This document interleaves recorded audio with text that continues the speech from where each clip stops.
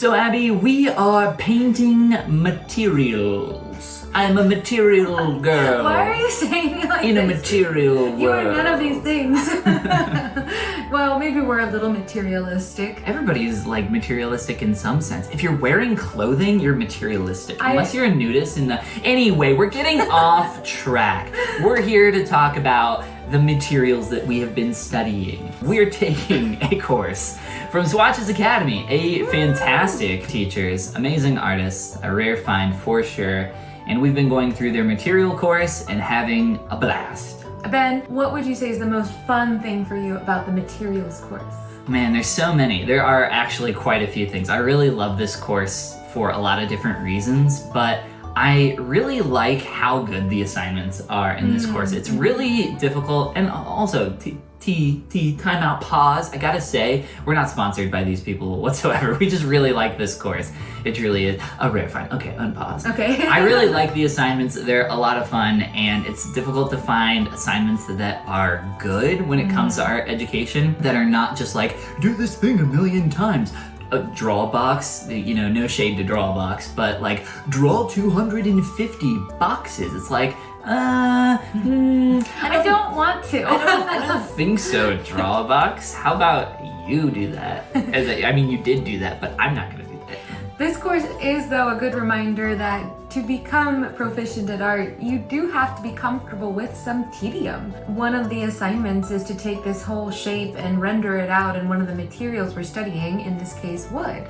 And to take the whole thing and render it out into wood is a little tedious. And it's so awesome to become acquainted with that process because it gives you more appreciation for when you see that rendered in bigger pieces of art, and as well as make you feel more confident, of course, in doing it yourself from imagination later on. Yeah, so the steps would be something like, hey, paint a flat square of wood. And you're like, cool, I did that. And then it's like, now paint a cube and make that a plank of wood. And you're like, okay, that's a little harder, but I did that. And now it's like, here's a 3D object, make this wood. And it's like, I mean, yeah, but like... But now you're asking me to know about shading and form and...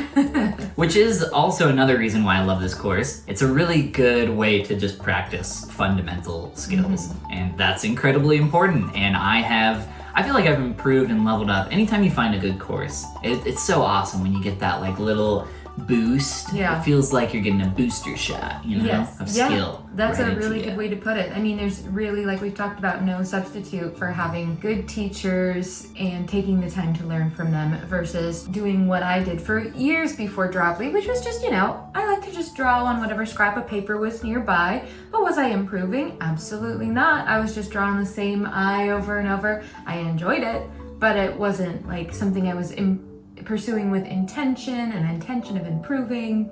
Yes, but even still, like if you are someone who's not like, doesn't have the time or is not pursuing something with perfect attention and intention, that's okay. Like you're still going to grow and improve, but the difference is astronomical when you sit down and say, I'm going to specifically work on this one thing. And I'm going to focus on that and try to break it down into like, you know, bite-sized, understandable pieces, which is exactly what this course does. It teaches a kind of keying method where it gives you key steps to create a material. For example, stone, it's like, you know, base block, color variation, cracks, what would you call them, divots? Kind of, or indentations, yeah, and then like weathering and wearing on the edges. It's a great piece of advice too. Yeah, when you're studying a material, break it down into, well, what are the key elements of this material? Anything, not just materials. Right, and then whenever you go to create that material, make sure you remember to include all of your elements, and boom,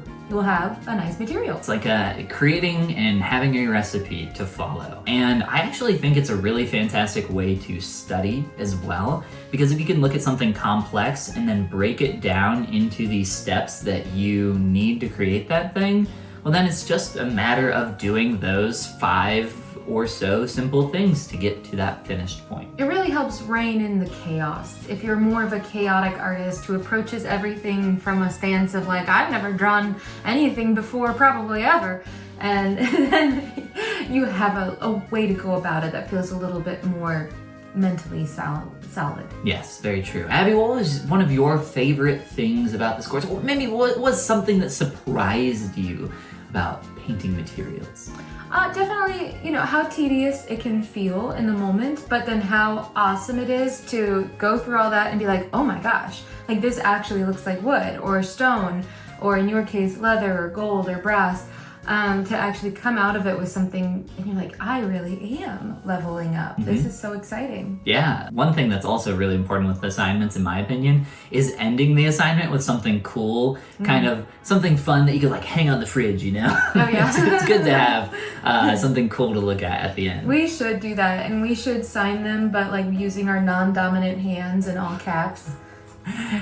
Ban. Yeah.